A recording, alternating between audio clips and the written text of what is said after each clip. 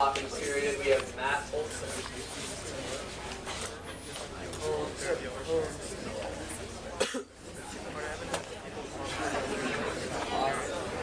Hey guys, those first three speeches were amazing, weren't they? I think they deserve another round of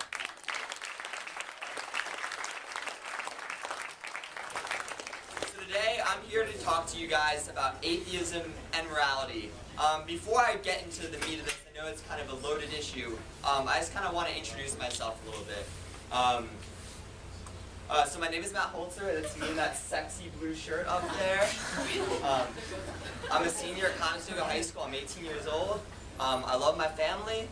I'm a proud Eagle Scout at Devon Troop 50. I'm a peer mediator at Stoga. I DJ, I hang out with friends, I snowboard, I play tennis. Oh, and one more thing. I'm an atheist. So that kind of fact alone sets me apart from a lot of people. While 15 to 20% of people in America define themselves as non-religious, only 6% of Americans actually define themselves as atheist or agnostic. As with nearly every single other minority in America, there is something that people really don't understand about us. And for the non-religious community, this idea tends to be that people don't think that we have the ability to be moral.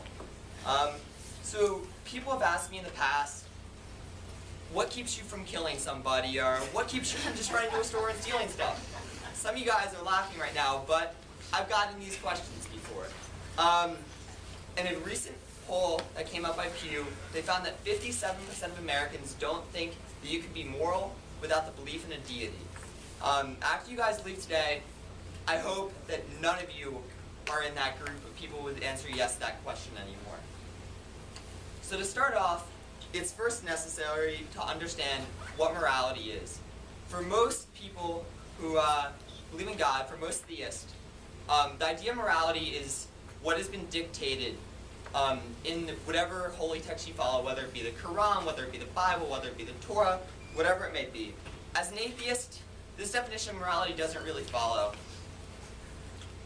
So there's people who believe in many gods, there's people who believe in no gods, there's people who believe in a flying spaghetti monster. So this idea that morality comes from your specific God or one specific God, that idea doesn't really fly with me. For me, I believe technology. They can send a man to the moon, but they can't make a clicker that works. So for me, the idea of morality is this kind of inborn trait that helps us decide what's right for wrong. So what helps us act in a society, or how I'm acting. So how you're sitting right now, what's keeping you from doing some things and what you're doing. So it's kind of this idea of, I guess, with Homer Simpson, where he's got the good devil and the bad devil. So kind of this idea of picking what to do. And I'm not really here today to argue whether we have good morality or bad morality, or what's good or what's moral, what's immoral. I'm here today to really talk about where morality comes from. So I'm going to kind of focus on Christianity today, because it just so happens that Christians are the most populous group of religious people in this nation, taking up slightly over 70% of Americans, and it happens to have the holy text, which I am most familiar with. What's important to first recognize is that there are no true biblical literalists. So there's a lot of people out there who do say they're biblical literalists, about 3 in 10 Americans. But the idea of this doesn't really work. There are contradictions within the Bible. There are parts of the Bible that are kind of outdated. There's scientific facts that have been misproven. And there's rules that nobody follows anymore. I'm not here today to tell you guys, or to make you guys believe that there is no God, but to go on with this topic, it first has to be understood that nobody takes the entire Bible literally. So, I guess what's important to understand is that there is some choices being made. So how do people choose what to follow in religion and what not to follow in religion? So it's my belief that it's not what's in the Holy Book that makes you follow, but rather it's your own inborn morality that leads you to choose different parts of the Holy Book to follow, and then use those as a definition of what your morality is.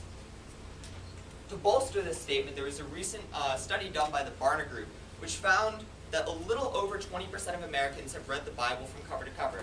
Well, there's 70% of Americans who claim to be Christian, And about 57% of people will say that you need to have a belief in God to be moral. So if the underlying factor of your morality is the Word of God or the Bible, you would think that at least the percentage of people who say that you need to believe in God to be moral would have actually read the Bible cover to cover.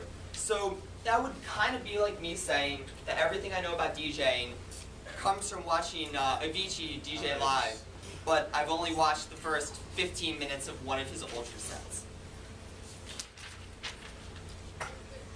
So what is this mysterious place where morality comes from?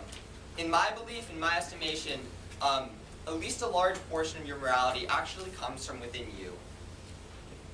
Sometimes when I'm on the cusp of sleep at night, I like to think of myself like these hypotheticals, these moral hypotheticals, and one that often comes up is the one from the movie The Box. So in the movie, Norma and Arthur Lewis, the main characters, are presented with this box in the intro scene, and they can decide whether to press this red button or not. If they press the button, they get $1 million, but someone somewhere in the world is going to die. So I always think to myself, what would I do? And I always say, I wouldn't. I would never press the button. But it kind of comes to my mind, why would I do it? Why? I'm an atheist. I have no final judgment. There's no heaven, no hell for me.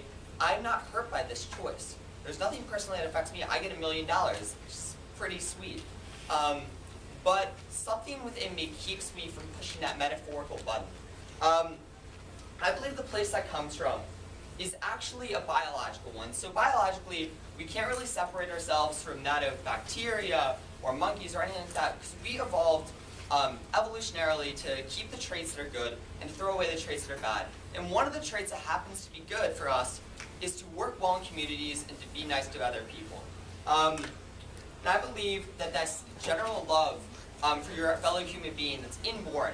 That has nothing to do with religion or what you're taught, but this natural love for your fellow human being is what really underlies the rest of our morality. So why does this really matter? Like, why does this matter at all? So, personally, I have no problem with somebody believing that the Bible is a source of morality. It doesn't bother me. There's nothing about that that bothers me.